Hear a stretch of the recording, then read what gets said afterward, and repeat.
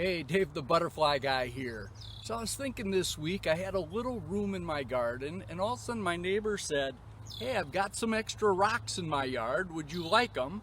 So I was like, oh, how could I use those in my butterfly garden? So I decided to carve out a little space. I've got a small little plot of land, 4 feet by 3 feet. That's only 12 square feet.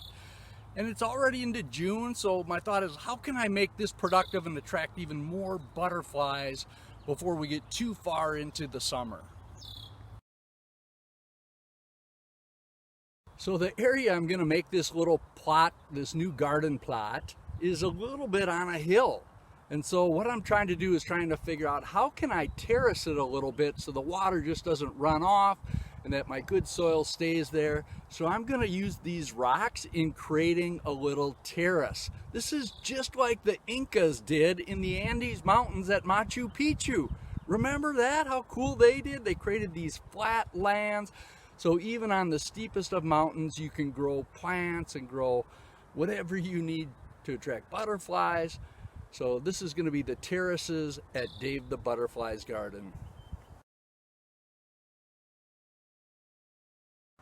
All right, so I've made my terrace. I placed all my rocks and you can see my terrace. It's not as impressive as Machu Picchu, but it's a few inches higher than the land around it. I've got some phlox plants on the right with some petunias, and then I come down, I've got some yarrow on the left, and I've planted some zinnias down this little plot right here. So next I'm going to lay out some plants to put in my plot of land here.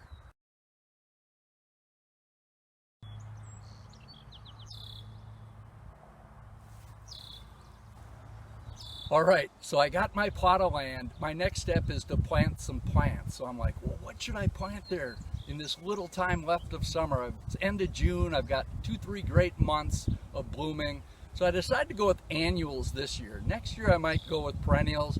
So if I'm going with annuals, always my first choice of annuals to attract butterflies is zinnias.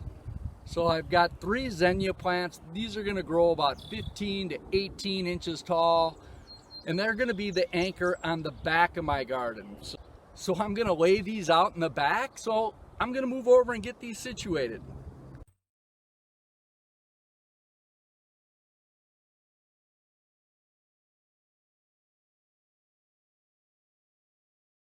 All right, so we've got the zinnias laid out. So my next choice is, what's my next annual? It's petunias. So I've got a couple different shades of purple and pink for my petunias.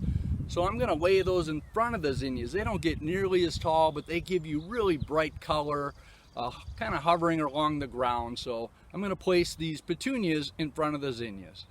All right, so I've got my zinnia laid out. I've got my petunias laid out. And when I was at the garden center, my local garden center, they had a sale, 20% off on all annuals. Again, it's into June, so they're over their big peak period and they're trying to move their annuals.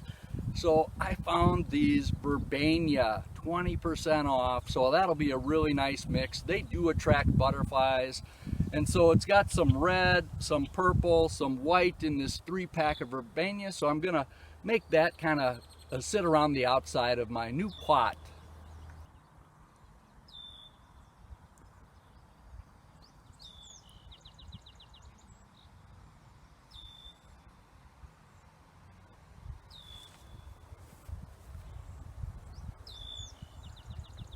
So I'm all done. I've got my little plot, my terrace. I feel like I belonged in the Inca Empire. I planted some new annuals, zinnias, petunias, and Verbena, and so that's all I got. So even in the smallest amount of space, 3 by 4 feet, you can always be productive getting some new pollinators out there. That's all I got. Dave the Butterfly Guy signing out, and have a great day.